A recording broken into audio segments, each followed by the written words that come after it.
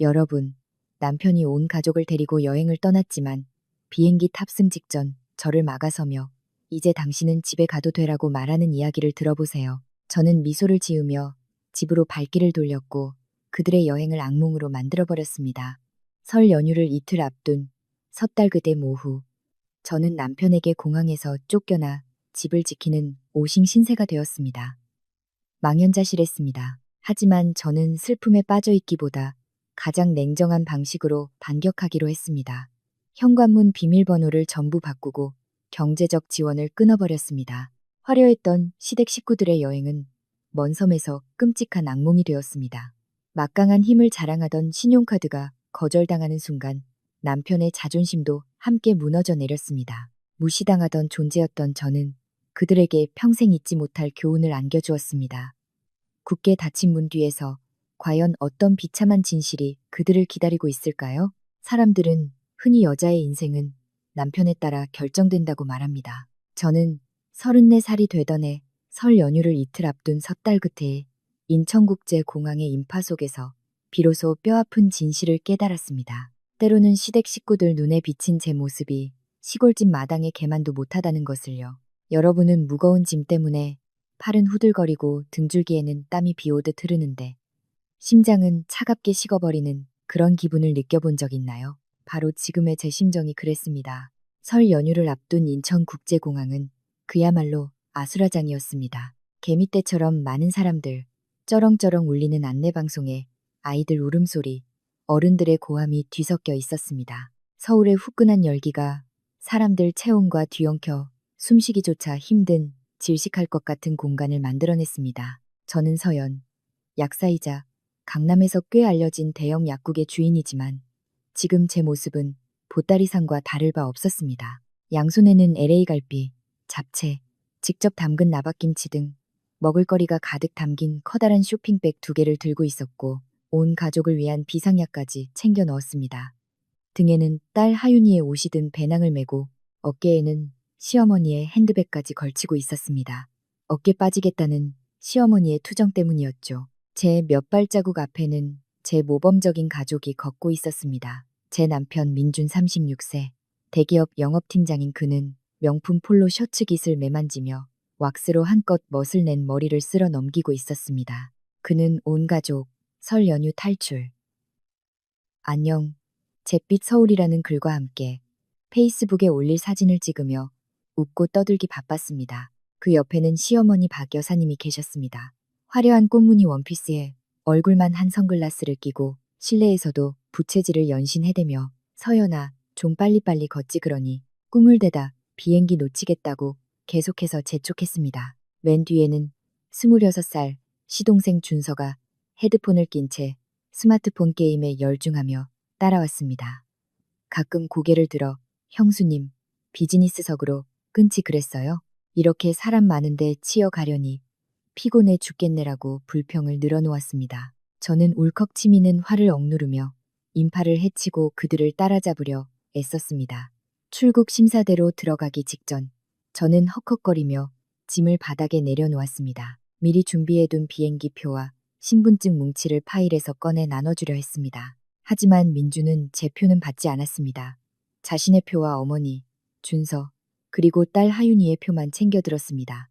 그러고는 차가운 눈빛으로 저를 쳐다봤습니다. 나중에야 깨달았지만 그 눈빛은 오래전부터 계획된 것이었습니다. 신분증이랑 서류 전부 이리줘. 민준이 명령조로 말했습니다. 저는 어리둥절한 채 신분증이든 지갑을 꽉 쥐었습니다. 왜? 들어가서 주면 되잖아. 지금 내가 다 들고 있는데. 민주는 마치 제가 말귀를 못 알아듣는 아이라도 되는 듯 미간을 찌푸리며 짜증 섞인 표정을 지었습니다. 아니, 당신은 안 가. 주변의 소음이 순간 늦는 듯 했습니다. 저는 남편을 멍하니 쳐다봤습니다. 방금 뭐라고 했어요? 옆에 서 있던 박 여사님이 선글라스를 살짝 내리며 입을 삐죽였습니다. 우리 민준이가 한국말로 하는데 못 알아듣니? 이번 설 연휴 비행기 표는 비싸고 방도 겨우 잡았어. 게다가 온 가족이 다 집을 비우면 누가 집을 보니 설날에 도둑이라도 들면 어쩌려고. 수십억짜리 집을 그냥 비워둬? 도둑들 좋으라고? 민준이 어머니의 말을 받아 도덕 군자처럼 훈계했습니다. 어머니 말씀이 맞아. 그리고 당신은 맏며느리잖아. 설이 코앞인데 집에서 제사 준비하고 조상님들께 제대로 된 며느리 노릇은 해야지. 안 그러면 남들이 우리 집안을 뭐라고 보겠어. 당신은 집에 가서 집이나 잘 보고 있어. 이번 여행은 어머니랑 준서, 나만 편하게 다녀올 테니까. 저는 장난감 비행기를 손에 들고 신나 있는 제 아들 하윤이를 쳐다봤습니다. 아이는 순진하게 물었습니다. 엄마, 빨리 가요. 곧 비행기 떠요. 민주는 아들 머리를 쓰다듬으며 말했습니다. 엄마는 집안일 때문에 바쁘셔. 하윤이는 아빠랑 할머니랑 같이 가자. 피가 머리로 솟구치는 기분이었습니다. 결혼 7년 동안 저는 박 여사님이 아플 때마다 약을 챙겨드렸고 철없는 준서의 빚을 수없이 갚아주었으며 민준이 그렇게 자랑스러워하는 강남의 고급 아파트를 사기 위해 한 푼 두 푼 악착같이 모았습니다. 그리고 3개월 전 바로 제 돈으로 예약금을 걸었던 이번 여행에서 저는 짐짝처럼 버려졌습니다. 나보고 집에 가서 집이나 보라고요? 저는 떨리는 목소리로 하지만 한 글자 한 글자 힘주어 되물었습니다. 이 비행기표 내가 산 거예요. 호텔도 내가 예약했고 박 여사님은 비웃음을 터뜨렸습니다. 그 비웃음은 시큼하고 역겨웠습니다. 남편 돈이 내 돈이고 내 돈이 남편 돈이지. 네가 뭐 대단한 일이라도 한 줄 알겠네. 삼삼 여자라는 게 집안일은 뒷전이고 놀러 다닐 생각만 하고 집이나 잘 지키고 있어. 집에 개 한 마리 없으면 도둑이 다 쓸어갈 거 아냐. 방금 시어머니는 저를 개에 비유했습니다. 그 순간 제 안에 무언가가 산산조각 났습니다. 지난 7년간 제가 억지로 쌓아 올렸던 인내, 희생, 그리고 현모양처, 효부라는 헛된 명예, 모든 것이 무너져 내렸습니다. 민준을 쳐다보니 그는 여전히 무표정한 얼굴로 제가 남은 예약 서류와 항공권 확인증을 내놓기를 기다리며 손을 내밀고 있었습니다. 그는 제가 늘 그랬던 것처럼 울고불고 하다가 결국 조용히 집으로 돌아갈 것이라고 확신했습니다. 사람들 많은 곳에서 남편 체면을 깎는 짓은 하지 못할 거라고 믿었습니다. 하지만 민주는 틀렸습니다. 저는 심호흡을 깊게 했습니다. 그의 값비싼 향수 냄새가 코를 찔러 메스꺼웠습니다. 저는 이상할 정도로 침착해졌습니다. 알았어요. 저는 가볍게 말했습니다. 집에 가서 집을 보라고요. 그러죠, 뭐. 저는 서류 뭉치에서 항공권 예약 번호가 인쇄된 종이들을 꺼내 민준에게 건넸습니다. 하지만 제 신분증, 제 명의의 신용카드, 그리고 가장 중요한 제 이름으로 예약된 제주도 5성급 켄싱턴 리조트 예약 확인서는 그대로 가지고 있었습니다. 가족 여행 즐겁게 다녀오세요. 저는 민준의 눈을 똑바로 쳐다봤습니다. 입가에는 희미한 미소가 걸려 있었지만 눈빛은 칼날처럼 날카로웠습니다. 민준은 서류를 낚아채듯 받아들고는 턱을 치켜들었습니다. 그래, 진작 그렇게 나왔어야지. 집에 가면 주방 청소 좀 깨끗이 해놔. 저번에 어머니가 기름때 꼈다고 하시더라. 그는 한 번도 뒤돌아보지 않고 캐리어를 끌고 그대로 가버렸습니다. 박 여사님과 준서는 마치 큰 짐이라도 덜어낸 듯 신이 나서 웃고 떠들며 그 뒤를 따랐습니다. 저는 잠시 그 자리에 서서 그들의 뒷모습이 보안 검색대 너머로 사라지는 것을 지켜봤습니다. 주변에서는 항공편 안내 방송이 이 결혼의 종말을 알리는 조종덜전처럼 울려 퍼졌습니다. 저는 몸을 숙여 제 작은 핸드백을 집어들고 2개의 커다란 음식 꾸러미와 비상약 가방은 쓰레기통 옆에 그대로 남겨두었습니다. 더 이상 제게 필요 없는 물건들이었고 그들에게도 마찬가지일 겁니다. 저는 인파를 거슬러 출국장이 아닌 반대 방향으로 발걸음을 옮겼습니다. 눈물은 나지 않았습니다. 오히려 날아갈 듯 가벼웠습니다. 그들은 제가 집을 지키길 원했습니다. 좋습니다. 지켜주죠. 그들이 상상도 못할 방식으로 이 집을 지켜줄 겁니다. 저는 스마트폰을 꺼내 24시간 스마트 도어록 교체 서비스에 전화를 걸었습니다. 네, 기사님. 지금 바로 강남구 삼성동 힐스테이트로 와주세요. 현관문 지문, 인식 도어록을 전부 교체하고 싶어요. 지금 당장이요. 택시는 인천국제공항의 소란을 뒤로하고 영동대교를 미끄러지듯 달렸습니다. 섣달그남 오후의 서울은 이상할 정도로 한산했습니다. 평소에는 꽉 막혔던 도로가 뻥 뚫려 있었습니다. 길가에는 태극기와 복주머니 장식이 걸려 있었지만 차창 밖으로 보이는 그 풍경은 제 마음을 더욱 차갑게 만들 뿐이었습니다. 택시 기사님이 백미러로 저를 힐끗 보시더니 안쓰러운 듯 물었습니다. 아까는 여럿이 가시더니 왜 혼자 돌아오세요? 뭘 잊으셨나 봐요. 저는 쓴 웃음을 지으며 먼 곳을 바라봤습니다. 네, 아저씨, 잊은 게 있어요. 자존심을 두고 와서 지금 다시 찾으러 가는 길이에요. 기사님은 더 이상 묻지 않았습니다. 제 차가운 목소리가 그를 침묵하게 만들었을지도 모릅니다. 삼성동 힐스테이트에 도착해 엘리베이터 카드를 찍고 25층으로 올라갔습니다. 한강이 한눈에 내려다 보이는 널찍한 방 3개짜리 아파트는 많은 이들의 부러움을 사는 곳이었습니다. 집에 들어서자 어젯밤 제가 청소하며 뿌린 레몬그라스 향 바닥 세정제 냄새가 은은하게 남아 있었습니다. 모든 것이 깔끔하고 정돈되어 있었습니다. 거실 테이블 위에는 제가 정성껏 준비한 설맞이 한과가 손님을 기다리듯 조용히 놓여 있었습니다. 저는 소파에 몸을 던지며 조금 전 박 여사님이 했던 말을 떠올렸습니다. 며느리는 집이나 지켜라. 그 말이 맞았습니다. 이 집은 말 그대로 제가 지킨 집입니다. 7년 전 결혼할 때 민주는 월급이 뻔한 평범한 회사원이었습니다. 하지만 씀씀이는 재벌이세 못지 않았습니다. 이 아파트는 70%가 시골에 계신 저희 부모님이 땅을 팔아 딸에게 주신 돈이었고 나머지 30%는 제가 약국 체인을 운영하며 모은 돈이었습니다. 민주는 단지 남들에게 보여주기 위해 친구들 앞에서 자신이 가장으로서 서울에 집을 산 능력 있는 남자라고 뽐내기 위해 공동 명의로 이름을 올렸을 뿐입니다. 그런데 지난 7년간 그와 그의 가족은 이 집을 당연히 자신들의 재산으로 여겼고 저는 운 좋게 그들에게 거두어진 셋방살이 신세로 취급했습니다. 딩동, 초인종 소리가 생각의 흐름을 끊었습니다. 도어록 기사님이 도착했습니다. 젊은 기사님은 연장 가방을 들고 서 있었습니다. 저는 민준이 친구들에게 자랑하던 수백만 원짜리 독일제 지문 인식 도어록을 가리켰습니다. 이거 보안 제일 강력한 걸로 바꿔주세요. 기존 지문은 전부 삭제하고 관리자 번호도 바꿔주시고요. 지금 바로요. 조용한 연말 오후 드릴 소리와 금속 부딪히는 소리가 울려 퍼졌습니다. 귀에 거슬리는 소음이었지만 제게는 아름다운 음악처럼 들렸습니다. 나사 하나가 풀릴 때마다 저를 도마매던 굴레가 하나씩 끊어지는 것 같았습니다. 기사님이 일하는 동안 저는 서재로 들어가 컴퓨터를 켰습니다.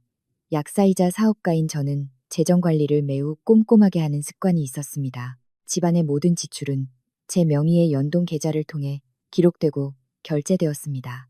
저는 은행 앱과 각종 서비스 관리 페이지에 로그인했습니다.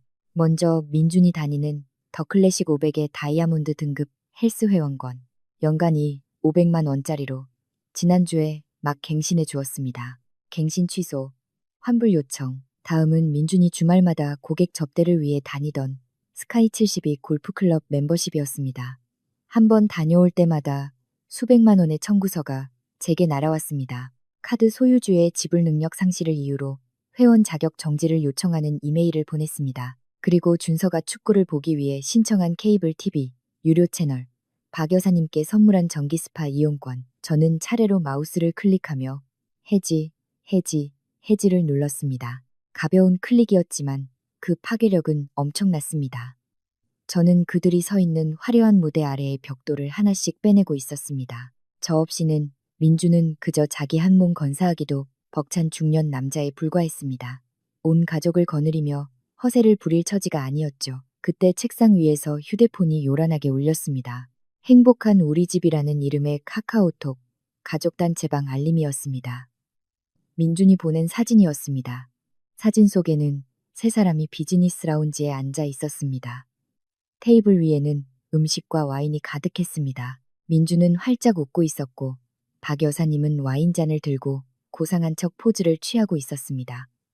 준서는 좋아요를 의미하는 엄지손가락을 치켜들고 있었습니다. 사진과 함께 민준의 메시지가 도착했습니다. 여보, 집에 가서 문단속 잘하고 있어요. 다들 여보 보고 싶어해. 당신이 이런 호사를 누릴 복이 없어서 아쉽네. 며칠만 고생해요. 박 여사님은 음성 메시지를 추가했습니다. 저는 재생 버튼을 눌렀습니다. 음식 씹는 소리와 함께 날카로운 목소리가 흘러나왔습니다. 서연아, 하윤이 옷들 세탁소에 맡겨서 좀 다려놔라. 저번에 입었던 정장이 좀 구겨졌더라. 아, 그리고 떡국 끓일 떡 남겨놔. 설 지나고 닷새 뒤에 돌아가서 떡만둣국 해먹게. 저는 화면을 보며 더 이상 화가 나지 않았습니다. 그냥 웃음이 나왔습니다. 그들은 지금 저에게서 뽑아낼 수 있는 마지막 돈으로 희희낙낙하고 있었습니다. 그들이 비즈니스 라운지에 들어갈 수 있게 해준 프라이어리티 패스 카드가 제 명의의 가족 카드라는 사실을 전혀 모르고 있었습니다. 그리고 잠시 후 제가 앱에서 분실 신고를 하면 그 카드는 쓸모없는 플라스틱 조각이 될 것이라는 것도요. 사모님, 다 됐습니다. 나오셔서 관리자 지문 등록해주세요. 도어록 기사님이 이마에 땀을 닦으며 말했습니다. 저는 현관으로 나가 센서에 엄지손가락을 댔습니다. 삐비, 녹색 불이 켜지며 새로운 주인을 인식했습니다. 이제 이 집의 주인은 오직 저 하나였습니다. 저는 기사님께 수고비를 드리고 설 보너스로 50만 원을 더 얹어주었습니다. 그는 연신 감사 인사를 하며 돌아갔습니다. 육중한 나무 문이 닫히고 전자 잠금 장치가 철컥하며 잠겼습니다. 저는 문에 등을 기댄 채 텅 빈 집을 바라봤습니다. 끝났습니다. 1단계 작전 완료. 이 집은 이제 누구도 침범할 수 없는 요새가 되었습니다. 그들 중 누가 돌아오든 기계의 차가운 거절만이 기다릴 것입니다. 시계가 석 달 그댐 오후 5시를 가리켰습니다. 저는 침실로 들어가 작은 캐리어를 꺼냈습니다. 짐은 많이 필요 없었습니다. 간단한 옷 몇 벌이면 충분했습니다. 저는 모든 보석과 예금 통장, 중요한 집 문서를 개인 금고에 넣고 비밀번호를 다시 바꿨습니다. 저는 여기서 혼자 설을 보낼 생각이 없었습니다. 제게는 돌아갈 곳이 있었습니다. 제가 집 지키는 개나 돈 찍어내는 기계가 아닌 사랑받는 딸일 수 있는 곳. 저는 행복한 우리 집 단체방을 열어 답장을 쓰려다 지웠습니다. 필요 없었습니다. 말은 이제 사치였습니다. 현실이 그들에게 답을 해줄 것입니다. 지금 저의 침묵은 앞으로 다가올 날들의 천둥 번개가 될 것입니다. 저는 불을 껐습니다. 아파트는 어둠에 잠겼고 창밖으로 보이는 영동대로의 불빛만이 희미하게 반짝였습니다. 저는 캐리어를 끌고 집을 나섰습니다. 바퀴가 나무 바닥 위를 구르는 소리가 유난히 단호하게 들렸습니다. 저는 부모님 댁으로 향했습니다. 이제 진짜 게임이 시작될 시간이었습니다. 설날 당일 오후 서울의 오래된 동네 지붕 위로 묵은 해의 마지막 햇살이 희미해질 무렵 제주도에서는 민준 가족의 악몽이 본격적으로 시작되었습니다. 민준 가족은 설 연휴 교통체증의 특산물인 연착으로 인해 예정보다 2시간 늦게 제주국제공항에 도착했습니다. 도착 게이트를 나서자마자 후텁지근한 바다 공기가 훅 끼쳐와 박 여사님의 두꺼운 화장이 녹아내리기 시작했습니다. 그들은 택시를 타고 서연이 3개월 전 플래티넘 회원 특가로 예약해둔 함덕 해변의 5성급 켄싱턴 리조트로 향했습니다. 민주는 화려한 리조트 로비에 들어서며 자신감을 되찾았습니다. 상쾌한 레몬그라스 아로마 향기와 감미로운 음악이 그를 다시 의기양양하게 만들었습니다. 그는 대리석 카운터를 손가락으로 툭툭 치며 프런트 직원에게 거만한 태도로 말했습니다. 체크인 좀 합시다. 예약자 이름은 김민준, 레지던스 스위트룸으로. 여직원은 프로페셔널한 미소를 지으며 컴퓨터 키보드를 두드렸습니다. 하지만 그 미소는 곧 굳어졌습니다. 그녀는 미간을 찌푸리며 다시 한번 키보드를 두드리고는 난처한 표정으로 민준을 쳐다봤습니다. 김민준 고객님, 정말 죄송합니다만 고객님의 예약은 섣달 그댐 오후 5시 30분에 시스템상에서 취소 처리되었습니다. 민준은 멍해졌습니다. 무슨 소리요? 누가 취소해요? 나는 취소한 적 없소. 네, 예약 취소는 예약자 본인인 박서연님 계정으로 직접 처리되었습니다. 취소 확인 이메일도 시스템에 정상적으로 접수되었습니다. 대기 소파에 앉아있던 박 여사님은 아들의 언성이 높아지자 허둥지둥 달려왔습니다. 무슨 일이니? 아들, 왜 이렇게 오래 걸려? 엄마 다리 아파 죽겠다. 민주는 핏기 없는 얼굴로 돌아봤습니다. 어머니, 서연이가 방을 취소했대요. 뭐라고? 박 여사님이 소리쳤습니다. 날카로운 비명의 근처에 있던 외국인 관광객들이 얼굴을 찌푸리며 쳐다봤습니다. 그 애가 감히 당장 전화해서 다시 예약하라고 해. 민주는 떨리는 손으로 제게 전화를 걸었지만 고객님께서 전화를 받을 수 없어 라는 안내 멘트만 흘러나왔습니다. 저는 이미 그들 가족 모두의 번호를 차단한 상태였습니다. 시댁 식구들, 민준, 박 여사님 준서까지 모두 제 수신 차단 목록에 고이 모셔져 있었습니다. 그럼 남는 방은 없나요? 지금 바로 다시 예약할게요. 민주는 마지막 희망을 붙잡고 떨리는 목소리로 물었습니다. 여직원은 안타까운 눈빛으로 고개를 저었습니다. 고객님, 오늘은 설날 당일이라 저희는 2달 전부터 예약이 꽉 찼습니다. 저희뿐만 아니라 이 근처 5성급 호텔은 대부분 만실일 겁니다. 가족들은 화려한 호텔 로비 한가운데서 마치 비참한 세계의 동상처럼 얼어붙었습니다. 준서는 바닥에 캐리어를 내동댕이 치며 소리쳤습니다. 비행기 타느라 피곤해 죽겠는데 이제 잠잘 곳도 없다고? 형수 미친 거 아냐? 그들은 소란을 피운다는 이유로 로비에서 쫓겨났습니다. 하늘은 점점 어두워지고 있었습니다. 같은 시각 저는 마포구에 있는 부모님 댁 작은 마당에서 어머니 옆에 앉아 나무를 다듬고 있었습니다. 부엌에서는 갈비찜 냄새가 진동했고 은은한 향 냄새와 어우러져 따뜻한 분위기를 자아냈습니다. 섣달그레 오후에 혼자 캐리어를 끌고 나타난 저에게 아무도 이유를 묻지 않았습니다. 평생 교직에 몸담으셨던 부모님은 그저 문을 활짝 열어주시며 왔으면 됐다. 어서 손 씻고 밥 먹으라고 말씀하셨습니다. 그 어떤 위로의 말보다도 따뜻한 침묵에 눈물이 핑 돌았습니다. 지난 7년간 저는 박 여사님의 까다로운 입맛을 맞추기 위해 시댁 부엌에서 온갖 화려한 음식을 만드느라 정신없이 보냈습니다. 이렇게 한가롭게 앉아 나무를 다듬으며 아버지께서 들려주시는 세상, 돌아가는 이야기를 들어본 적이 단 한 번도 없었습니다. 우리 서연이 그동안 많이 말랐구나. 아버지는 차를 따르시며 무심한 듯 말씀하셨습니다. 밥 잘 챙겨 먹고 기운 차려라. 이번 설에는 부모님이랑 같이 집에서 푹 쉬어 늦잠 자고 싶으면 얼마든지 자고. 저는 머리가 희끗희끗해진 아버지를 보며 가슴이 뭉클했습니다. 네, 아빠. 이번 설에는 아무 데도 안 가요. 우리 집에 있을 거예요. 우리 집, 이 세 글자가 어찌나 소중하게 느껴지던지요. 제주도에서는 1시간 동안 택시를 타고 제주 시내를 샅샅이 뒤진 끝에 수십 군데의 호텔에서 거절당한 민준 가족이 마침내 머물 곳을 찾았습니다. 그곳은 작고 후미진 골목 깊숙한 곳에 있는 갈매기장이라는 여관이었습니다. 네온사인 간판에 장자에 불이 나가 갈매기만 깜빡이고 있었습니다. 유일하게 남은 방은 침대 3개가 놓인 다인실이었습니다. 침대 시트는 누렇게 변색되어 있었고 바닷가 특유의 퀴퀴한 냄새가 났습니다. 설 연휴 특수 요금으로 하룻밤에 20만 원이었습니다. 박 여사님은 침대 가장자리에 앉자마자 벌떡 일어났습니다. 이게 뭐야? 돌덩이처럼 딱딱하잖아. 이러다 허리 부러지겠네. 베개는? 서연이가 챙겨주던 약초 베개는 어디 있어? 민주는 지친 몸을 이끌고 가방을 방구석에 던졌습니다. 땀으로 흠뻑 젖은 명품 셔츠가 몸에 달라붙었습니다. 어머니, 좀 참으세요. 지금 다른 데 알아볼 힘도 없어요. 서연이가 안 챙겨줬는데 약초 베개가 어디 있겠어요. 준서는 덜덜거리는 낡은 에어컨과 씨름하고 있었습니다. 형, 여기 와이파이 한 칸밖에 안 터져서 게임 로딩이 안 돼. 덥고 모기는 또 왜 이렇게 많아? 세 사람은 서로를 마주 봤습니다. 꼬르륵 소리가 방 안을 채웠습니다. 아까 숙소를 찾느라 저녁도 제대로 먹지 못했습니다. 밤 10시가 넘은 시각, 맛집들은 모두 문을 닫았고 직원들은 차례를 지내러 집으로 돌아갔습니다. 길거리 포장마차나 분식집 몇 군데만 남아 있었습니다. 민주는 겨우 근처 편의점에서 차가운 도시락 3개를 사왔습니다. 초라한 여관방의 푸르스름한 형광등 아래 상류층 가족의 설날 만찬은 그렇게 시작되었습니다.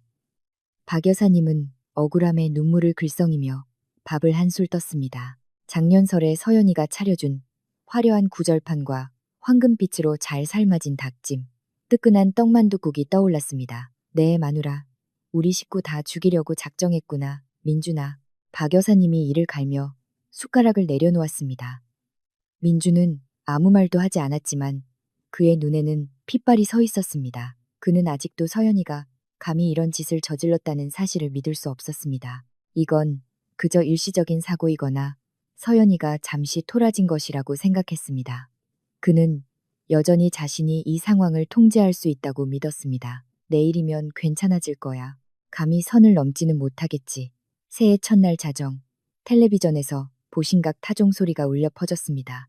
우리 집에서는 온 가족이 과일과 세찬 앞에 둘러앉았습니다. 아버지는 제게 붉은 복주머니를 건네주시며 온화하게 웃으셨습니다. 우리 딸, 새해에는 평안하길 바란다. 묵은 일은 다 잊고 새롭게 시작하렴. 저는 복주머니를 받아들고 마치 7살 어린아이가 된 것 같았습니다. 아버지 손의 온기, 향 냄새, 어머니의 웃음소리가 제 마음의 상처를 어루만져 주었습니다. 저는 자유의 맑은 공기를 깊이 들이마셨습니다. 같은 시각, 갈매기장 여관에서는 멀리서 들려오는 희미한 불꽃놀이 소리가 들려왔습니다. 준서는 피곤에 지쳐 잠들었고 박 여사님은 허리 통증에 신음하며 벽을 보고 누워 있었습니다. 민주는 이끼 낀 작은 발코니에 앉아 담배를 피우고 있었습니다. 그는 휴대폰으로 제 페이스북을 보고 있었습니다. 저는 방금 부모님과 함께한 따뜻한 설날 상차림 사진을 올렸습니다. 그리고 짧은 글을 덧붙였습니다. 행복은 얼마나 멀리 가느냐가 아니라 내가 속한 곳에 머무는 것이다. 새해 복 많이 받으세요. 다시 나를 찾은 나에게. 민주는 타담한 담배를 바닥에 비벼 끄고 구둣발로 지시겼습니다. 막연한 두려움이 그의 마음속에 피어오르기 시작했습니다. 배고픔이나 고생에 대한 두려움이 아니었습니다. 그것은 게임을 지배하던 유일한 무기, 즉 상대방의 복종을 잃어버렸다는 것을 깨달은 자의 두려움이었습니다. 그날 밤, 두 세계는 완벽하게 갈라졌습니다. 한쪽은 떠오르는 여명이었고 다른 한쪽은 서서히 모든 것을 삼키는 어둠이었습니다. 제주도의 눈부신 아침 햇살이 갈매기장 여관의 얇고 값싼 커튼을 뚫고 민준의 얼굴을 정면으로 비췄습니다. 그는 찌뿌둥한 몸을 일으키며 눈을 떴습니다. 온몸이 두들겨 맞은 것처럼 쑤셨습니다. 낡은 스프링 매트리스는 푹신한 라텍스에 익숙한 그의 허리를 밤새 괴롭혔습니다. 옆 침대에서는 박 여사님이 여전히 신음하며 허리를 두드리고 있었습니다. 아이고, 내 팔자야. 남들은 설날의 따뜻한 이불 속에서 편히 쉬는데 나는 이 쥐구멍 같은 곳에 처박혀 있네. 민준아, 어디 있니? 일어나서 오늘 뭐 먹고 어디서 잘지 빨리 정해봐. 난 더 이상 이런 데서는 못 있겠다. 민준은 벌떡 일어나 흐트러진 머리를 매만졌습니다. 가장으로서의 체면이 강하게 솟구쳤습니다. 어제는 너무 창피했지만 오늘은 새해 첫날이었습니다. 그는 온 가족의 명예를 되찾기로 결심했습니다. 어머니, 걱정 마세요. 어제는 사고였어요. 오늘은 제가 이 섬에서 제일 좋은 해변가 횟집으로 모실게요. 해산물 실컷 드시고 식사 끝나면 에코랜드에 놀러 갑시다. 저녁에는 다른 호텔을 알아볼게요. 놀러 간다는 말에 준서의 눈이 반짝 빛났습니다. 그래야 우리 형답지. 리뷰 보니까 바다 이야기 횟집이 엄청 유명하던데 랍스터랑 전복이 끝내준대. 형, 지금 바로 가자. 배고파 죽겠어. 가족들은 허름한 여관에 묵으면서도 밖에서는 번듯해 보이기 위해 한껏 꾸몄습니다. 민주는 퀴퀴한 냄새를 감추려고 향수를 듬뿍 뿌리고 흰 셔츠에 정장 바지를 입었습니다. 택시를 타고 시내 중심가에 있는 유명한 해변가 횟집에 도착했습니다. 시원한 바닷바람과 파도 소리, 그리고 무엇보다도 주변 사람들의 부러운 시선이 민준을 다시 우쭐하게 만들었습니다. 자리에 앉자마자 민준은 메뉴판도 보지 않고 거만한 목소리로 주문했습니다. 사장님, 여기 랍스터 큰 놈으로 2마리 치즈구이 해주시고요. 다금바리 매운탕 하나, 물론 화로로요. 해삼 모둠이랑 성게알도 한 접시 주시고요. 아, 와인은 제일 비싼 걸로 가져오세요. 박 여사님은 메뉴 이름을 듣자 허리 통증도 잊은 듯 흐뭇해했습니다. 아이고, 너무 많이 시키는 거 아니니? 다 먹을 수 있겠어? 어머니, 마음껏 드세요. 1년 내내 고생하셨는데 이까짓 돈 아무것도 아니죠. 민주는 호탕하게 웃으며 바지 주머니 속 두툼한 지갑을 두드렸습니다. 현금은 많지 않았지만 지갑 속 한도 2억 원짜리 플래티넘 신용카드는 그의 든든한 버팀목이었습니다. 그것은 서연이가 고객 접대용으로 만들어준 그녀의 주거래 계좌에 연결된 가족카드였습니다. 식사는 거짓된 환희 속에서 진행되었습니다. 그들은 어젯밤에 차가운 도시락을 보상받으려는 듯 개걸스럽게 먹어치웠습니다. 준서는 먹으면서 라이브 방송을 켰습니다. 여러분, 안녕하세요. 새해 첫날, 저희 가족은 제주도에서 랍스터를 먹고 있습니다. 뷰도 좋고 음식도 최고네요. 2시간이 훌쩍 지나자 테이블 위에는 새우 껍질과 게딱지만이 어지럽게 널려 있었습니다. 배가 부른 하윤이는 수족관 주위를 뛰어다니며 놀고 있었습니다. 여기 계산이요. 민주는 진정한 부자처럼 손가락을 튕겼습니다. 직원이 정중하게 계산서를 가져왔습니다. 손님, 서비스 요금과 설 연휴 할증료 포함해서 총 125만 원입니다. 박 여사님은 액수에 살짝 놀랐지만 아들의 태연한 표정을 보고 안심하며 이쑤시개로 이를 쑤셨습니다. 민주는 빛나는 비자 플래티넘 카드를 꺼내 계산서 폴더에 끼워 직원에게 건넸습니다. 카드로 부탁해요. 비밀번호는 필요 없을 겁니다. 그는 의자에 등을 기대고 음악에 맞춰 다리를 까딱거리며 푸른 바다를 바라봤습니다. 머릿속으로는 이 영수증 사진을 페이스북에 올려 서연이의 속을 긁어놓을 멋진 멘트를 구상하고 있었습니다. 삐빅, 삐빅, 카드 단말기에서 무미건조한 오류음이 울렸습니다. 직원은 미간을 찌푸렸습니다. 다시 한번 시도했습니다. 여전히 삐빅, 삐빅. 그는 당황한 표정으로 테이블로 돌아왔습니다. 손님, 카드 거래가 거절되었습니다. 카드가 정지되었거나 한도가 초과된 것 같습니다. 민준의 얼굴에서 미소가 사라졌습니다. 거절이라니 무슨 소리요? 이 카드 한도가 2억인데 엊그제 비행기 표 살 때도 잘만 됐소. 단말기나 네트워크 문제 아니요? 손님, 3번이나 시도했습니다. 단말기에는 카드 소유주에 의해 정지된 카드라고 뜹니다. 다른 카드나 현금은 없으신가요? 식탁의 분위기는 순식간에 얼어붙었습니다. 박 여사님은 이 쑤시는 것을 멈췄습니다. 준서는 휴대폰에서 눈을 뗐습니다. 민준의 이마에는 식은땀이 맺히기 시작했습니다. 그는 카드를 낚아채듯 받아들고는 마치 배신당한 사람처럼 뚫어지게 쳐다봤습니다. 그리고 문득 이 카드의 주인이 서연이라는 사실을 떠올렸습니다.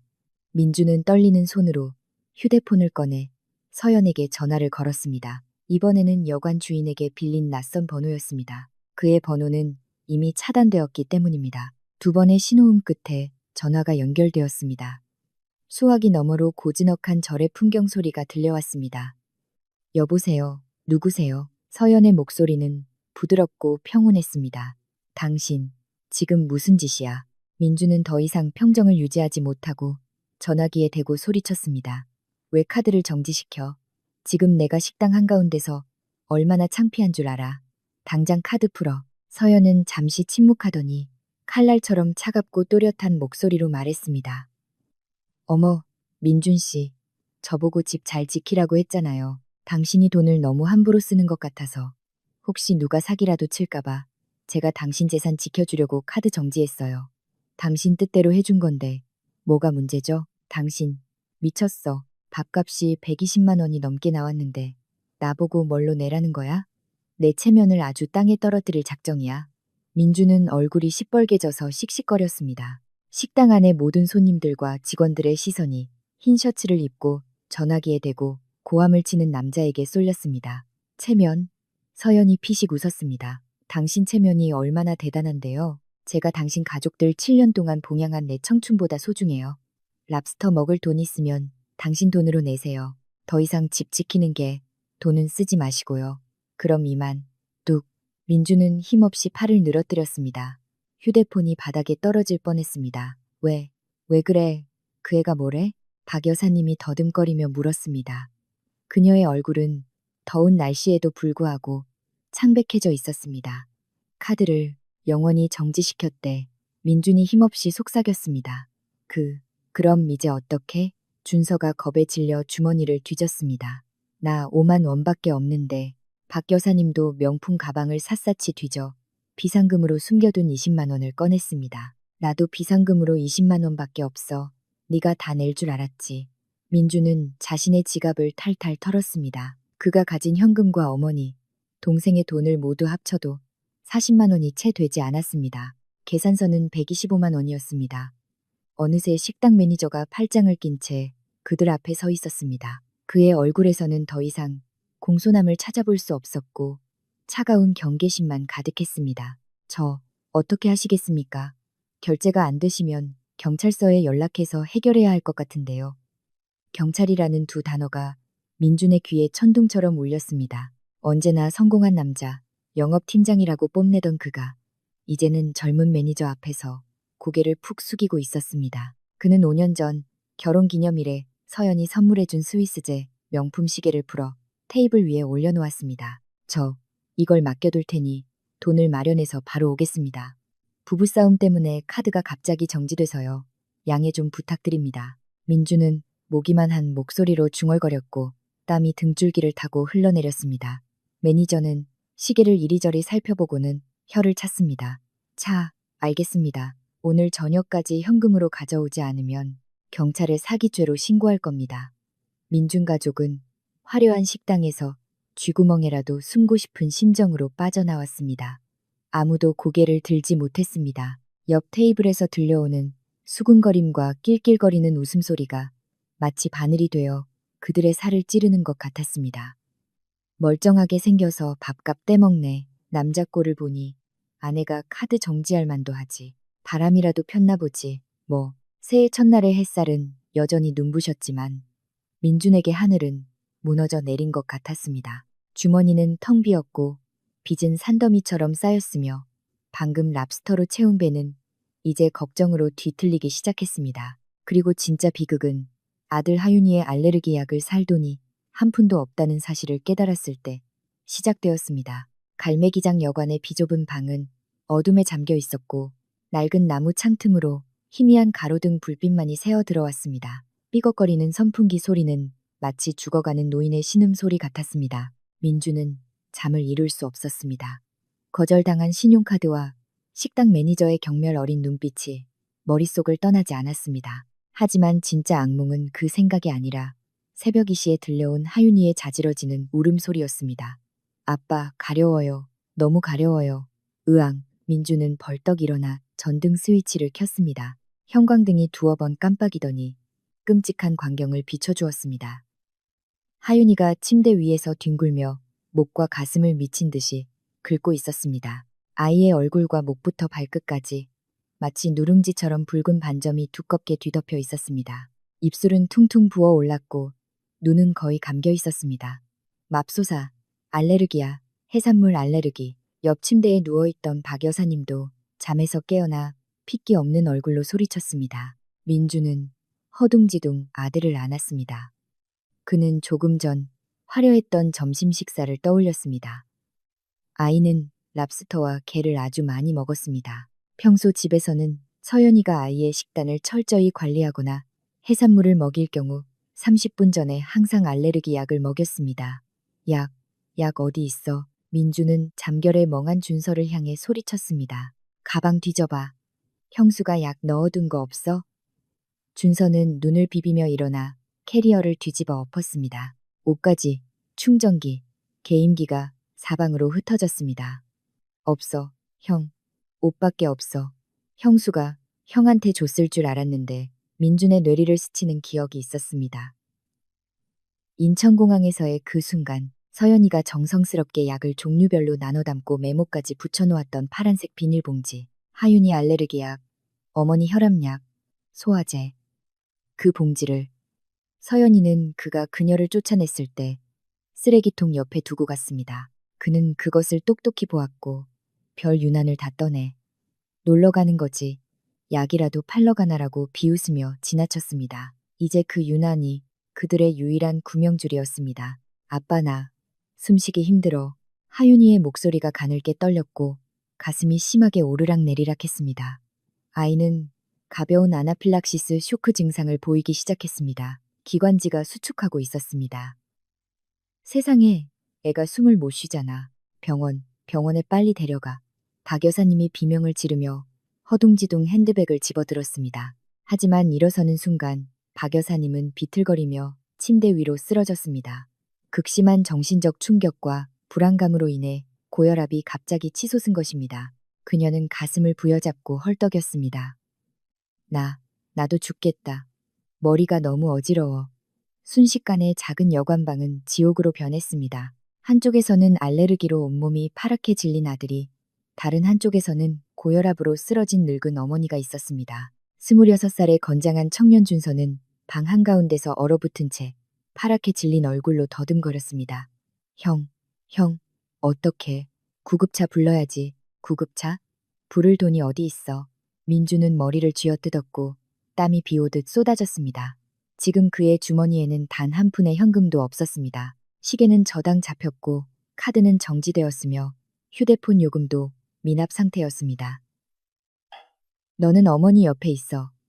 내가 하윤이 데리고 약국 찾아볼게. 민주는 준서에게 소리치고는 하윤이를 등에 업고 문 밖으로 뛰쳐나갔습니다. 설 연휴 이틀째 새벽, 거리는 텅 비어 있었습니다. 시원해야 할 바닷바람은 이제 소금기를 머금고 살을 내는 듯 했습니다. 민주는 아들을 업고 해안도로를 따라 달렸습니다. 약국 어디야? 민주는 미친 사람처럼 중얼거리며 파란색 십자가 간판을 찾아 헤맸습니다. 하지만 오늘은 설 연휴. 크고 작은 약국들은 모두 설 연휴 휴무. 6일부터 정상 영업이라는 붉은 안내문을 붙인 채 굳게 닫혀 있었습니다. 등에 업힌 하윤이는 지쳐서 거의 정신을 잃어가고 있었습니다. 숨소리는 점점 더 거칠어졌습니다.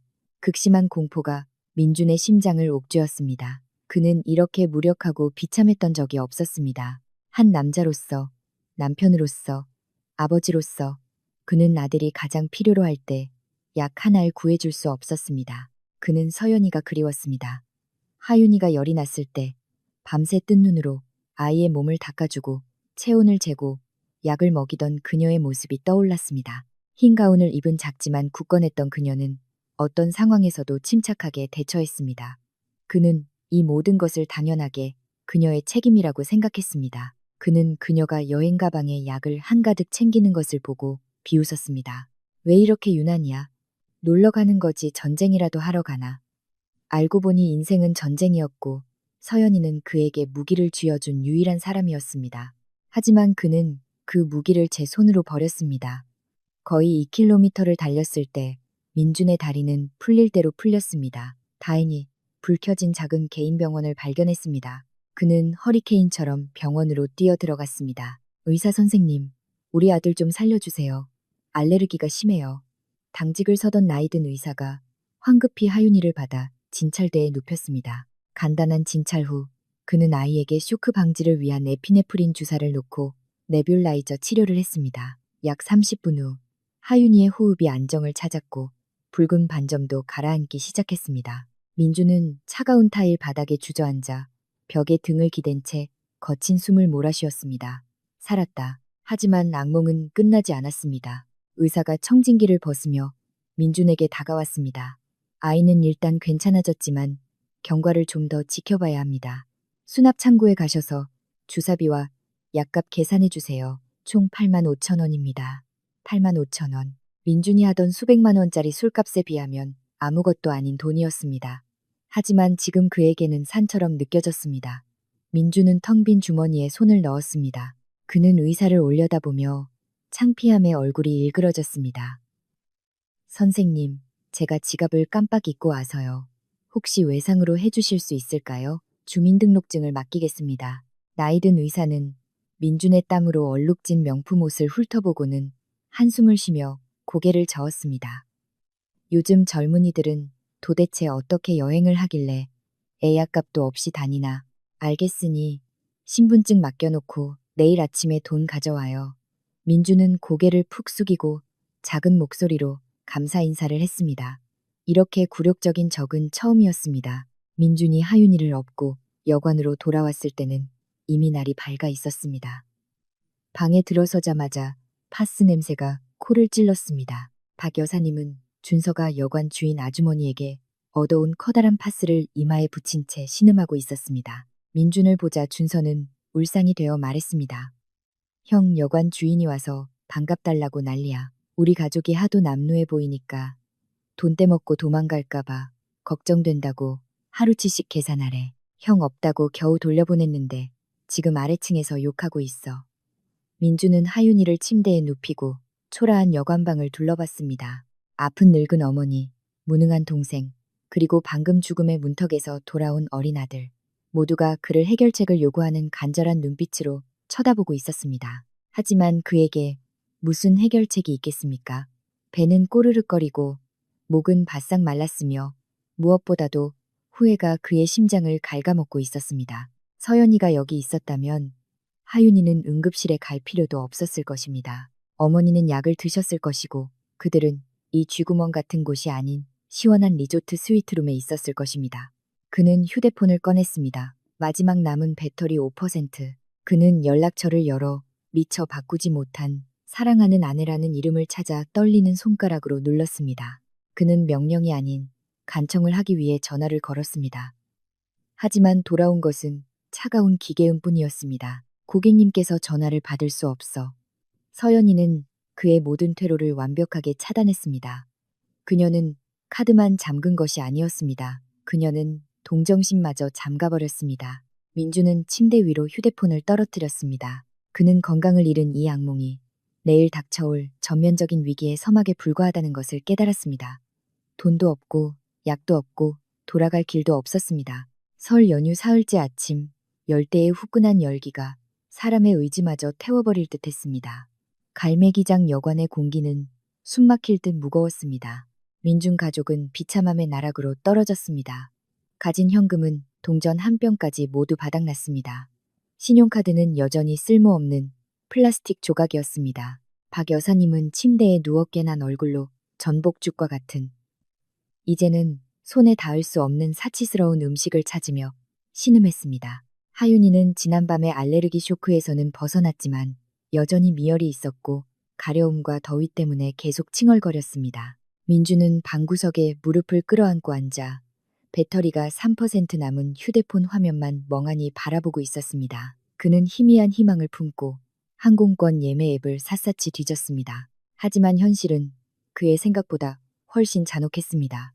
제주에서 서울로 가는 설 연휴 3, 4, 5일자 항공권은 모두 매진이라는 붉은 글씨만 떠 있었습니다. 드물게 남은 비즈니스석은 편도 가격이 80만 원에서 90만 원까지 치솟아 있었습니다. 지금 그의 처지에서는 상상도 할 수 없는 금액이었습니다. 암표는 하늘 높은 줄 모르고 가격을 불렀지만 그에게는 거래할 돈조차 없었습니다. 형, 여관 주인이 오늘 점심까지 이틀치 반값이랑 도시락값 안 내면 짐 다 빼고 경찰 부른대.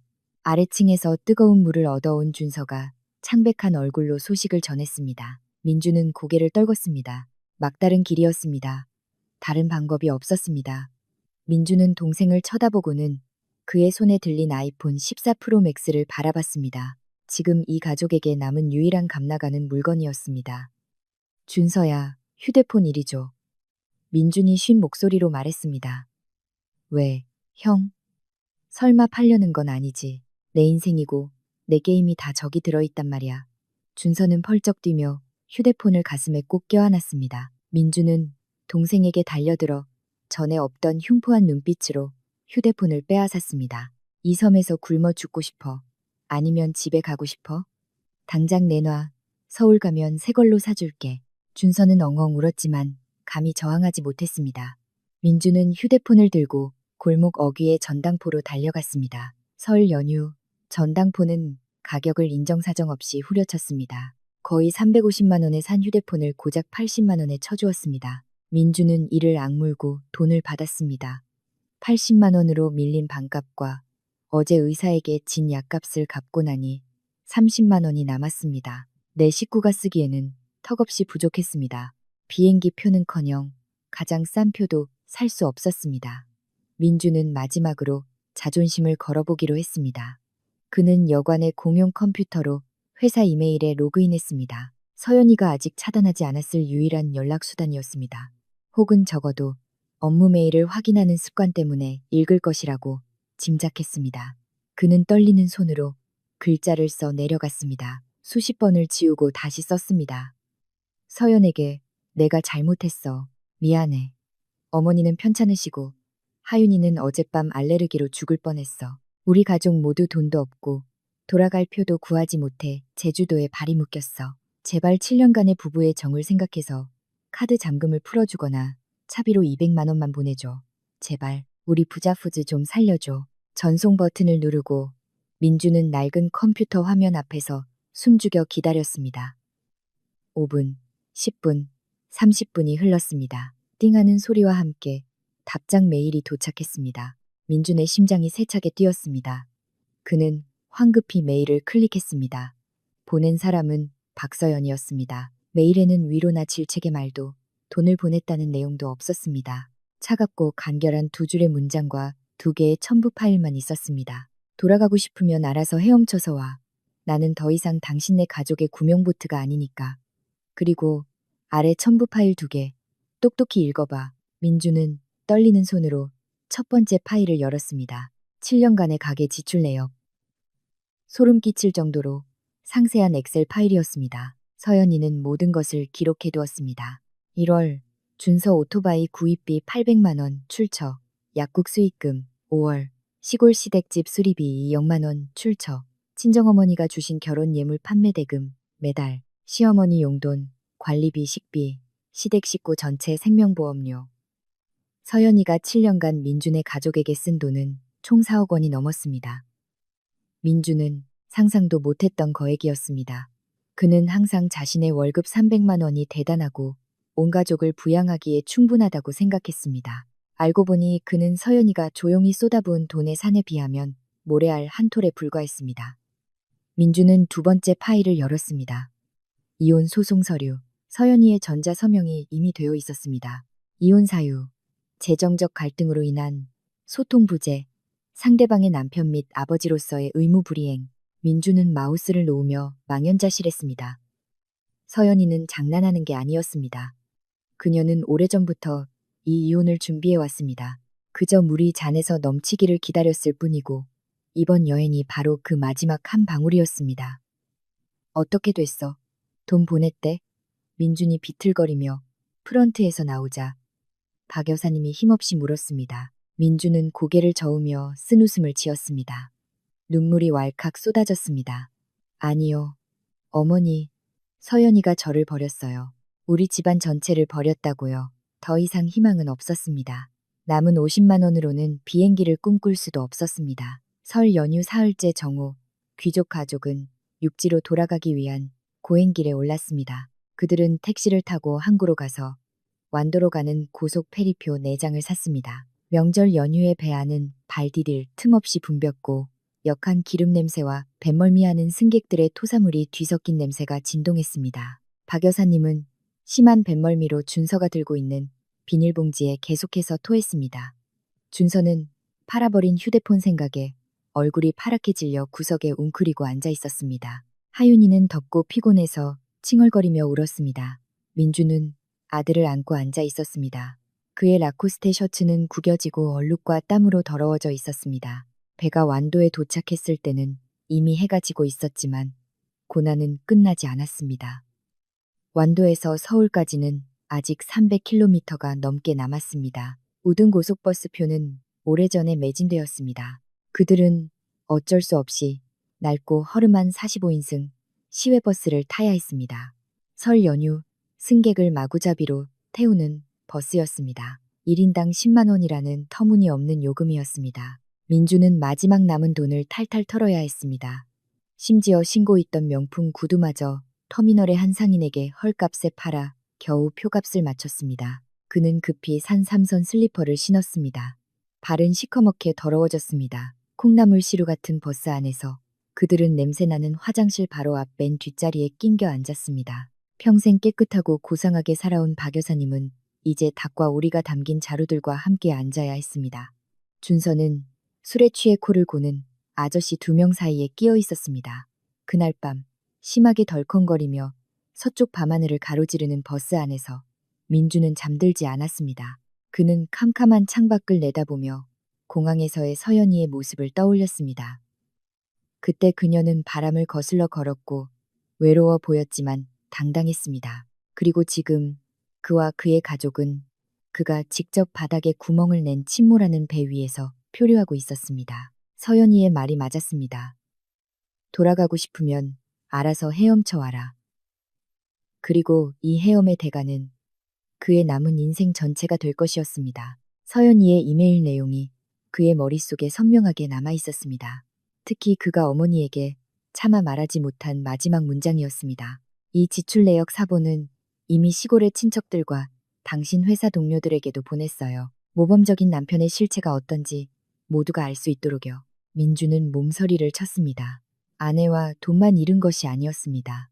그는 곧 명예와 직업까지 잃게 될 것이었습니다. 이 버스는 그를 집으로 데려다 주는 것이 아니라 막다른 골목으로 몰아넣고 있었습니다. 고급 아파트 단지인 힐스테이트는 아침 햇살로 가득했습니다. 화려한 주민들은 설 연휴를 마치고 일상으로 돌아와 멋진 옷을 차려입고 봄나들이를 가거나 새해 첫 출근을 준비하고 있었습니다. 깨끗하고 향기로운 아파트 로비에 마치 하수구에서 기어 나온 듯한 남루한 행색의 네 사람이 나타나자 모두가 미간을 찌푸리고 코를 막으며 피했습니다. 바로 민준의 가족이었습니다. 30시간 가까이 콩나물시루 같은 버스에서 시달린 끝에 서울에 도착했습니다. 강남 고속버스 터미널에서 택시를 탈 돈 한 푼 없었던 민준은 체면을 무릅쓰고 부하 직원에게 전화해 카카오 택시를 불러달라고 부탁해야 했습니다. 로비에 들어서자 안면이 있는 안내 데스크 직원이 노숙자가 잠입한 줄 알고 경비원을 부를 뻔했습니다.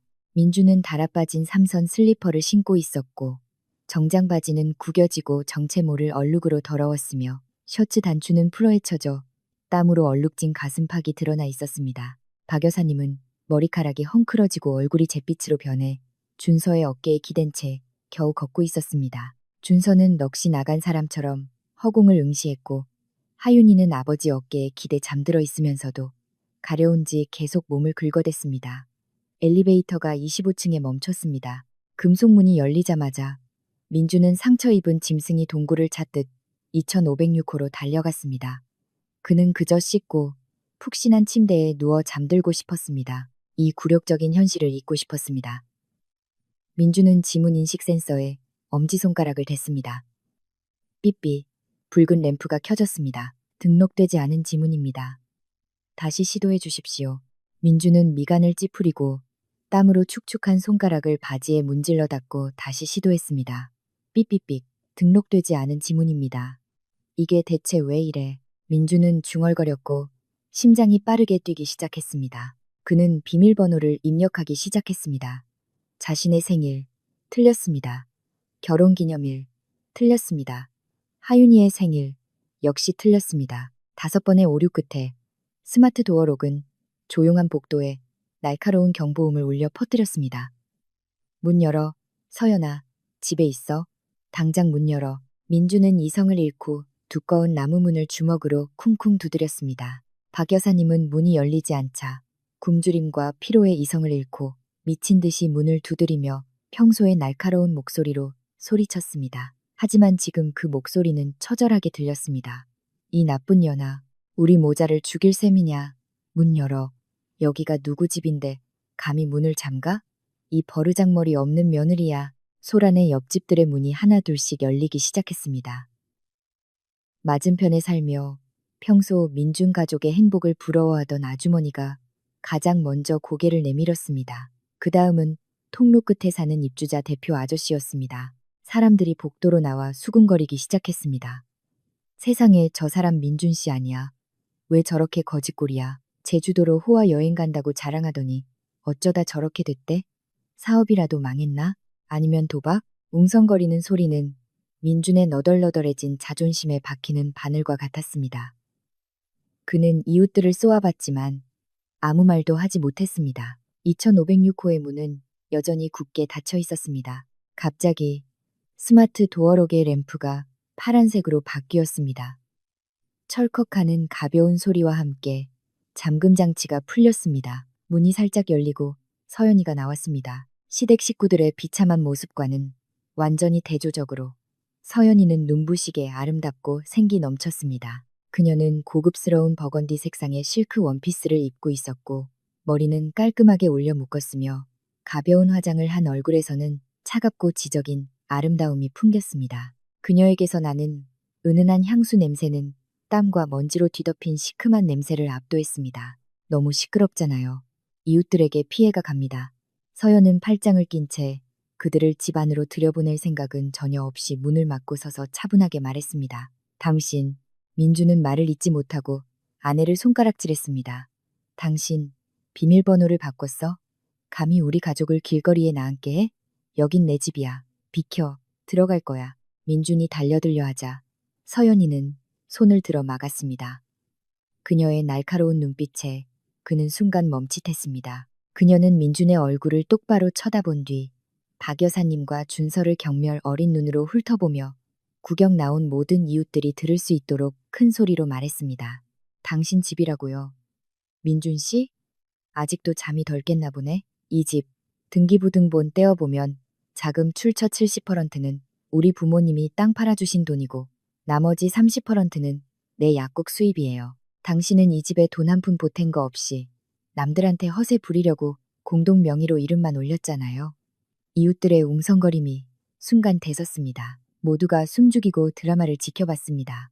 박 여사님은 상황이 불리해지자 늘 쓰던 수법대로 바닥에 주저앉아 울부짖기 시작했습니다. 아이고, 세상 사람들, 와서 좀 보세요. 며느리가 집 뺏고 병든 시어머니랑 손주를 길거리에 내쫓네요. 이 불효막심한 것, 이 사기꾼아. 서연은 엷은 미소를 지었습니다. 그녀는 전혀 동요하지 않았습니다. 그녀는 주머니에서 얇은 서류 뭉치를 꺼내 박 여사님 앞에 던졌습니다. 불효요, 어머니, 이거 잘 보세요. 지난 7년간 어머니 시골집 수리비는 누가 냈죠? 준서 도박빚은 누가 갚아줬나요? 이 집 식구들 밥 먹여주고 옷 입혀준 건 누구였죠? 당신들은 내게 기생충처럼 붙어 내 피를 빨아먹으면서 나를 무시하고 집 지키는 게 취급했잖아요. 이제 더는 안 지킬래요. 당신들에게 자유를 돌려드릴게요. 그러고는 근처에 서 있던 입주자 대표 아저씨를 향해 목소리를 낮췄지만 단호하게 말했습니다. 아저씨, 증인 좀 서주세요. 이혼 소송은 이미 법원에 접수했고 재정 관련 증거도 모두 가지고 있습니다. 오늘은 제 신변과 부모님의 재산을 보호하기 위해 이들을 집에 들일 수 없습니다. 이미 건물 관리실에도 연락해뒀습니다. 말이 끝나기 무섭게 건장한 경비원 2명과 관리소 직원이 엘리베이터에서 내렸습니다. 김민준 씨와 가족분들은 복도에서 나가주시기 바랍니다. 박서연님께서 합법적인 세대주로서 여러분의 출입을 금지하셨습니다. 공공질서를 어지럽히고 계십니다. 관리소 직원이 단호하게 말했습니다. 민주는 그 자리에 얼어붙었습니다. 한 남자의 체면, 영업팀장의 명예, 모든 것이 자신의 집 앞에서 산산조각 났습니다. 이웃들은 더 이상 호기심 어린 눈이 아닌 경멸과 동정이 섞인 눈으로 그를 쳐다봤습니다. 서연아, 정말 이렇게까지 해야겠어? 우리 아들은 아들도 생각 안 해? 민주는 마지막 발악으로 멍하니 서 있는 하윤이를 방패 삼아 내세웠습니다. 서연은 아들을 바라봤습니다. 그녀의 눈에 잠시 안타까움이 스쳤지만 이내 다시 굳건해졌습니다. 그녀는 몸을 낮춰 하윤이를 바라봤습니다. 하윤아, 엄마한테 오렴. 아이는 엄마를 보자마자 아빠의 손을 뿌리치고 서연의 품에 안겨 서럽게 울었습니다. 서연은 아들을 꼭 안아주고는 그대로 안으로 들어서며 민준에게 등을 돌렸습니다. 내 아들은 내가 키워요. 당신들은 이제 그만 가보세요. 당신들 개인 짐은 상자에 담아서 시골 주소로 보내놨으니 더는 나 찾지 마세요. 쾅. 문이 민준의 코앞에서 닫혔습니다. 또다시 차갑고 단호한 거절이었습니다. 박 여사님은 문이 닫히는 것을 보고 모든 희망이 사라졌다는 것을 깨달았습니다. 그녀는 눈을 뒤집고 몇 마디 웅얼거리더니 바닥에 쓰러져 기절했습니다. 이번에는 진짜인지 연기인지 알 수 없었지만 아무도 그녀를 부축하려 하지 않았습니다. 준서는 벽에 기댄 채 핏기 없는 얼굴로 서 있었습니다. 민주는 복도 한가운데서 굳게 닫힌 나무 문을 멍하니 바라봤습니다. 귓가에는 경비원의 목소리가 맴돌았습니다. 나가주시죠. 계속 이러시면 강제로 조치하겠습니다. 이제 민준의 눈앞에 있는 것은 따뜻한 보금자리가 아니었습니다. 그가 영원히 넘어설 수 없는 견고한 성벽이었습니다. 진실은 드러났습니다. 서연이 없이는 그는 아무것도 아니었습니다. 1년 후 서울은 달콤한 꿀처럼 노란 햇살을 받으며 새해를 맞이했고 그 햇살은 영동대로를 따라 늘어선 푸른 가로수 잎사귀 위로 부드럽게 흩뿌려졌습니다. 힐스테이트 아파트 25층.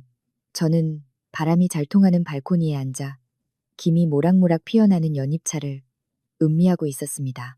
테이블 위에는 매콤한 생강 정과와 하얀 설중매가 활짝 피어 있었습니다. 더 이상 정신없이 바쁘지도 재촉하는 고함 소리를 듣지도 않았습니다. 그리고 무엇보다도 내 집에서 하녀 취급을 받는 느낌은 완전히 사라졌습니다.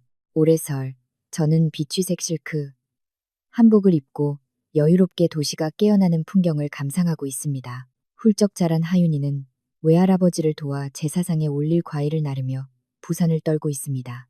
아이의 맑은 웃음소리가 감미로운 새해 음악과 어우러져 행복의 협주곡을 만들어냈습니다. 지난 7년의 청춘을 바쳐 되찾은 소박한 행복이었습니다. 차를 한 모금 마시며 저는 8개월 전의 이혼 재판을 떠올렸습니다. 그것은 총성 없는 전쟁이었지만 그 어떤 전쟁보다 치열했습니다. 민준과 그의 변호사는 제가 가정을 소홀히 하고 시어머니를 학대했다는 핑계를 대며 재산 절반과 양육권을 요구했습니다. 하지만 그들은 벼랑 끝에 몰린 여자의 치밀한 준비성을 얕봤습니다. 제주도에서 민준에게 보냈던 7년간의 지출 내역, 엑셀 파일은 법정에서 결정적인 증거가 되었습니다. 준서의 오토바이 구입비, 박 여사님의 시골집 수리비, 민준의 유흥비로 인한 카드값 대납 내역까지 모든 항목이 은행 거래 내역과 정확히 일치했습니다. 판사는 민준의 기여도 항목에 찍힌 거대한 마이너스 금액을 보고는 그저 고개를 저을 뿐이었습니다. 게다가 작년 설 연휴 이틀째에 제주도 개인 병원에서 발급받은 하윤이의 응급 진료 기록은 치명타가 되었습니다. 저는 아이의 안전과 건강을 돌보지 않은 민준의 무책임함을 증명했고 그 덕분에 아무런 문제 없이 하윤이의 단독 양육권을 가져올 수 있었습니다. 결과적으로 저는 제 땀과 눈물 그리고 부모님의 희생이 담긴 이 집을 지켜냈습니다. 민준은 말 그대로 빈손으로 쫓겨났고 제가 더 이상 갚아주지 않은 막대한 카드비까지 떠안게 되었습니다. 그 모범적인 가족의 삶은 그날 이후로 걷잡을 수 없이 추락했습니다. 민준의 옛 회사 동료에게서 들은 소식에 따르면 제가 보낸 폭로 이메일 이후 회사에서 민준의 평판은 완전히 무너졌습니다. 호텔비도 못 내서 아내가 공개적으로 카드를 정지시키는 영업팀장이 어떻게 부하 직원들을 관리할 자격이 있겠습니까? 민준은 구조조정이라는 명목으로 해고당했지만 모두가 그의 도덕성 문제 때문이라는 것을 알고 있었습니다. 한때 라코스테 셔츠만 입고 번쩍이는 구두를 신던 그 남자는 이제 프리랜서 부동산 중개인으로 일하며 하루 벌어 하루 먹고 살고 있다고 합니다. 그는 서울 외곽의 덥고 허름한 단칸방에서 지내고 있습니다. 그리고 저를 집 지키는 개라고 비웃던 시어머니 박 여사님은 이제 아무도 돌봐주지 않는다는 것이 어떤 기분인지 뼈저리게 느끼고 있습니다. 집과 체면을 모두 잃은 그날의 충격으로 그녀의 고혈압은 악화되어 가벼운 뇌졸중으로 이어졌고 이제는 거동이 불편해졌습니다. 그녀가 금지옥엽처럼 아끼던 아들 준서는 여전히 철없이 살고 있습니다. 안정된 직업도 없이 하루 종일 게임에 빠져 형과 누나 탓만 하고 있습니다. 제가 사다 주던 영양제도, 제가 차려주던 건강한 식사도 없이 박 여사님의 건강은 급격히 나빠졌습니다. 듣기로는 월세방 문 앞에서 인정머리 없는 며느리 탓을 하며 우는 일이 잦다고 하지만 아무도 들어주지 않는다고 합니다. 그들은 자신들의 무관심과 탐욕에 대한 대가를 치르고 있는 것입니다. 제가 복수한 것이 아니라 삶의 인과응보 법칙이 작용한 것입니다. 잔인함을 심으면 고독을 거두게 되는 법입니다. 띵동, 초인종 소리가 제 생각의 흐름을 끊었습니다. 설 선물 세트를 배달 온 택배 기사였습니다. 저는 문을 열어 제가 운영하는 약국, 체인 안현 약국의 거래처에서 보낸 커다란 과일 바구니를 받았습니다. 작년에 5개 지점으로 확장한 이제는 제법 자리를 잡은 약국입니다. 이혼 후 저는 모든 열정을 제 일에 쏟았습니다. 탄탄한 약학 지식과 꼼꼼한 경영 능력 덕분에 제 사업은 날개를 단 듯 성장했습니다. 저는 더 이상 남편 뒤에 서 있는 약사 아내가 아니었습니다. 직원들에게 존경받고 거래처로부터 인정받는 박서연 대표가 되었습니다. 엄마, 외할머니가 세배하러 오라고 부르세요. 하윤이의 낭낭한 목소리가 들려왔습니다. 저는 미소를 지으며 안으로 들어갔습니다. 부모님은 소파에 앉아 행복한 미소를 짓고 계셨습니다. 부모님의 미소를 보니 제 마음이 한결 가벼워졌습니다. 1년 전, 저는 산산조각 난 마음을 안고 이곳으로 돌아왔습니다. 그리고 1년 후, 저는 폭풍우를 이겨낸 고목처럼 굳건히 서 있습니다. 저는 창가로 다가가 분주하게 설을 즐기는 아래층 사람들을 내려다봤습니다. 이 넓은 도시 어딘가에서 민주는 낡은 오토바이를 타고 먼지 속을 헤매고 있을지도 모릅니다. 박 여사님은 어둡고 축축한 방에서 외롭게 앉아 있을지도 모릅니다. 하지만 그들의 모습은 더 이상 제 마음을 아프게 하거나 통쾌하게 만들지 않았습니다. 그저 과거로 흘러간 낡은 흑백 필름의 한 장면 같을 뿐이었습니다. 저는 깨달았습니다. 가장 달콤한 복수는 그들이 불행해지는 것을 보는 것이 아니라 나 자신이 행복해지는 것이라는 것을요. 저는 왼쪽 가슴에 손을 얹었습니다. 그곳에서는 심장이 평온하고 힘차게 뛰고 있었습니다. 저는 제 자신에게, 그리고 어쩌면 과거에 저처럼 고통받고 있을 세상의 모든 여성들에게 속삭였습니다. 절대 다른 사람의 그림자로 사는 것에 만족하지 마세요. 누군가가 당신을 집 지키는 사람이나 돈 찍어내는 기계로 규정하게 두지 마세요. 당신은 다이아몬드입니다. 그리고 다이아몬드는 스스로를 갈고 닦고 소중히 여길 때 비로소 빛을 발합니다. 봄 햇살이 방 안가득 쏟아져 들어왔습니다. 진정한 새벽이 밝아오고 있었습니다. 오늘의 이야기는 여기까지입니다.